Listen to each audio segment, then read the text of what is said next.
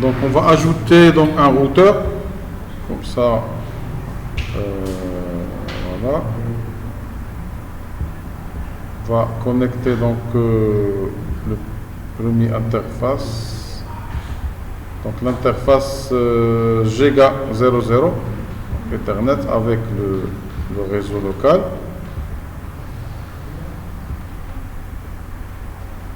Bon, on peut ajouter bon, je sais pas, donc,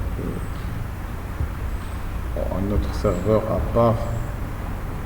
Est-ce qu'on aura besoin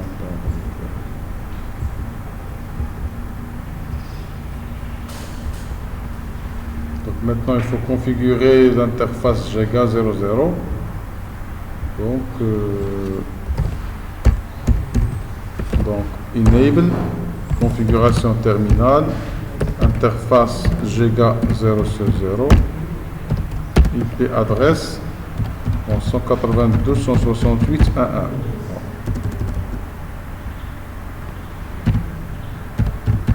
Et le masque et bien sûr no shutdown pour activer l'interface. Donc un W pour enregistrer la copie run start, sauvegarder la configuration. Essayez de configurer aussi l'interface avec un autre code.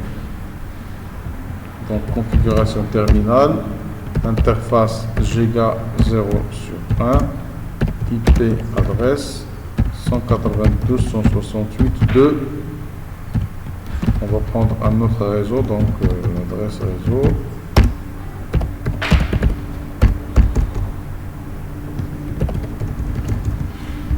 Maintenant, pour permettre, bon, il faut configurer aussi l'interface de le serveur 192.168.2.2, masque 192.168.2.1 et l'adresse de notre serveur de DNS de 1.3.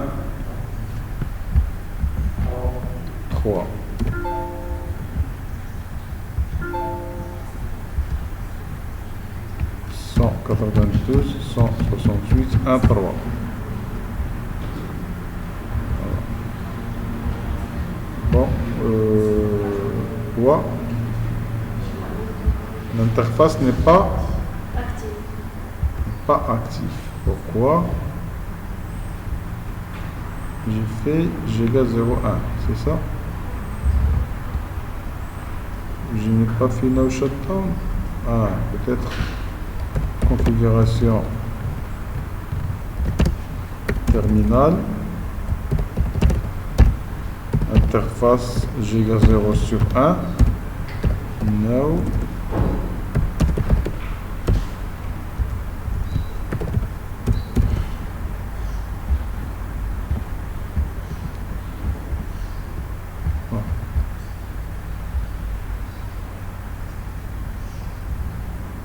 Ah, j'ai mis un câble droit.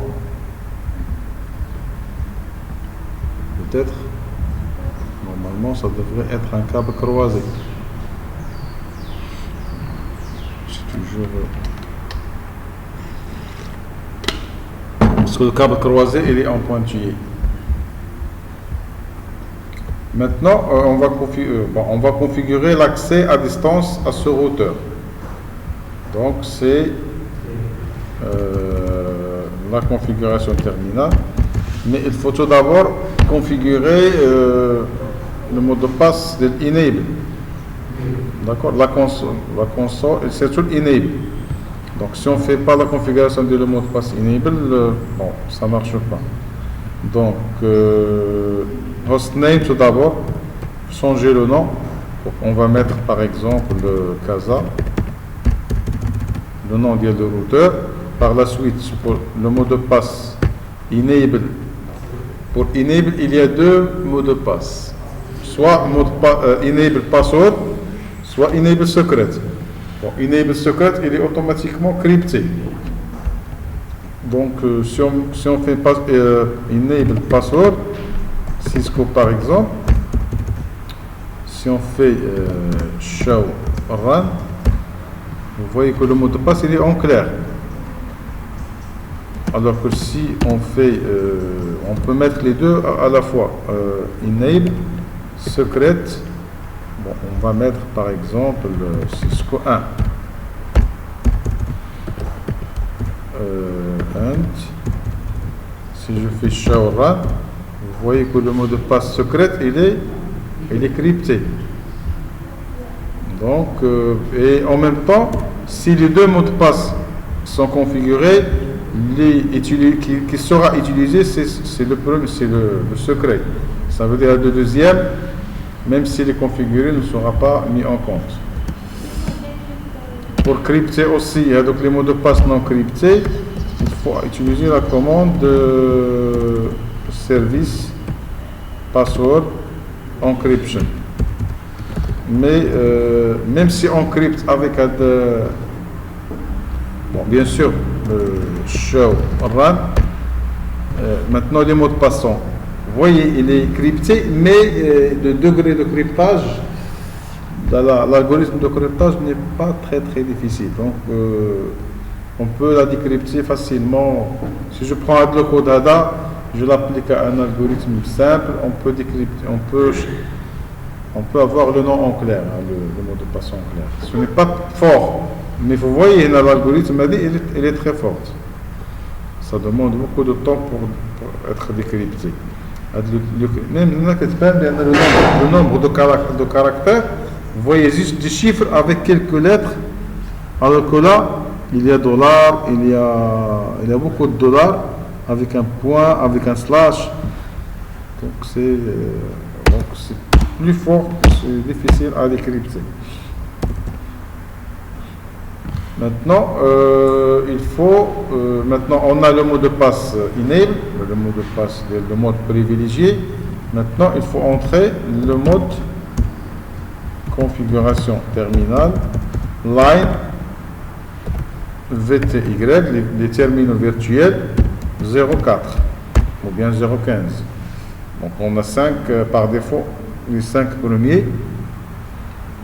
Et la commande de password, le mot de passe, on met toujours Cisco, le mot de passe d'Internet et le mot-clé login.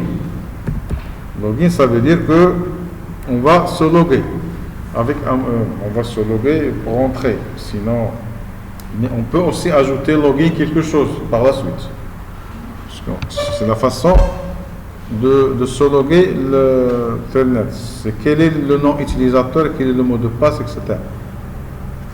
Si on fait juste login, ça veut dire juste avec un mot de passe. Si on met login local, ça veut dire qu'il faut créer un utilisateur et un mot de passe. Bon, si on met login authentification, etc., il faut utiliser le AAA, donc, etc. Donc, on verra ça par la suite. Maintenant, notre Telnet est configuré. Maintenant, de n'importe quelle machine, je peux mettre Telnet et l'adresse IP de notre serveur. Telnet, de notre routeur, pardon. Donc 192.168.1.1. Password Cisco 1. Si je fais Cisco, ça ne marche pas. Oh, Cisco, ça marche. Comment ça? Ah pardon, password Cisco pour enable ou enable, si je fais Cisco ça marche pas. Cisco 1 ça marche, d'accord. Cisco c'est le mot de passe de la Telnet. Maintenant je suis entré le routeur par Telnet. Bon, Telnet il a des défauts, c'est que les textes passent en clair. Ça veut dire que ce n'est pas sécurisé. C'est vrai que c'est le premier protocole d'accès à distance qui a été développé, mais par la suite, on a développé le protocole SSH. Donc SSH, c'est un protocole qui est donc sécurisé et qui utilise donc des techniques pour crypter les messages. Maintenant, pour configurer SSH, On revient de la même façon le routeur, mais il faut quand même, avant de configurer SSH, c'est d'ajouter d'autres informations nécessaires à la configuration. Parmi ces informations, c'est IP domaine. Donc, IP domaine, il faut ajouter le nom de domaine. Domain name. Donc, IP domain name, il est obligatoire SSH. Donc, on va mettre par exemple notre domaine lpi.asi.ma.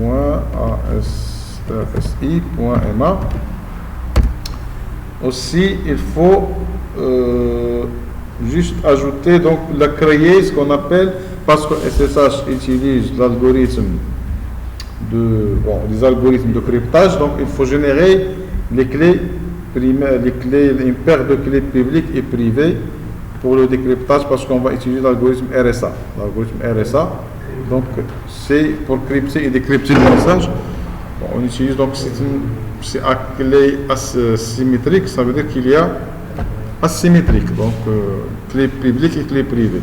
Donc nous, ce qu'on va faire, c'est exécuter la commande crypto key RSA, generate RSA, et là on va créer une clé entre 3 avec un nombre une taille entre 360 et 2048 octets. Donc on va prendre par exemple 1024, c'est toujours c'est ce qu'on utilise en général, le double de 512. Vous voyez que là, generate key will be non exportable. OK. Maintenant, il faut juste maintenant ajouter la configuration. Pardon, line VTY04. Maintenant, c'est Telnet qui est configuré. Maintenant, il faut ajouter transport input. Vous voyez point d'interrogation.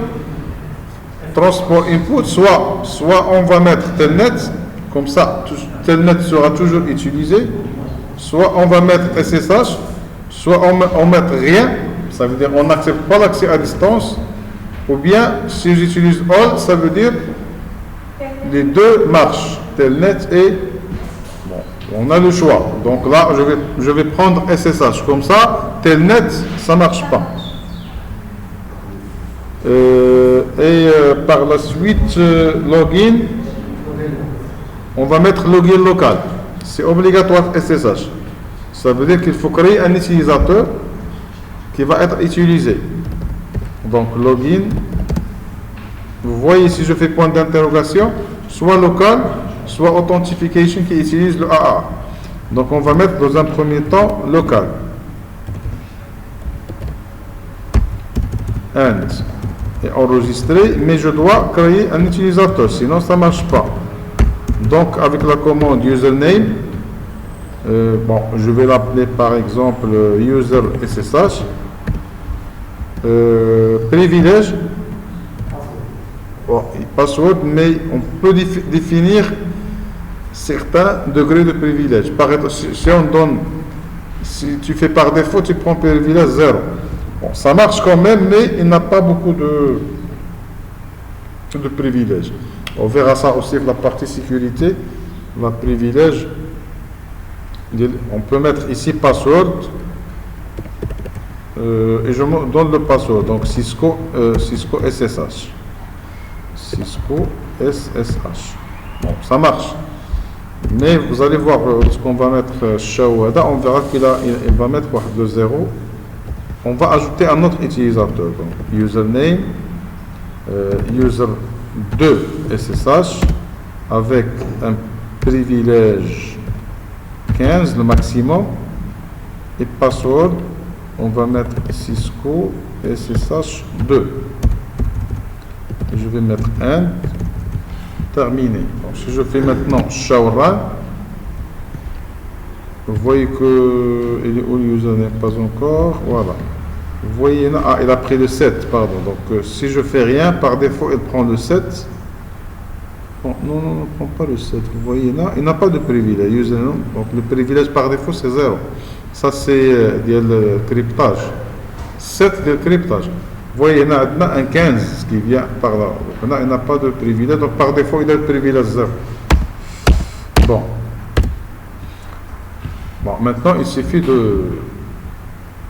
d'aller dans une machine et d'exécuter la commande. Maintenant pour faire SSH, c'est SSH moins L. Par défaut, le nom utilisateur. Bon, un utilisateur, donc user SSH et l'adresse IP du serveur, le routeur 1.1. Donc SSH moins L, le nom d'utilisateur et le mot de passe. Password, donc j'ai mis Cisco SSH, c'est ça? C'est ça. Cisco SSH. Voilà. On a qui le mode utilisateur. Cisco 1. Maintenant, vous allez voir que si je fais user, bon, quitte ou la exit, donc c'est exit. Maintenant, si je fais telnet avec user 2 SSH, le mot de passe c'est Cisco SSH2. Il y a directement le mode privilégié. Donc il a plus de degré de privilège par rapport au premier.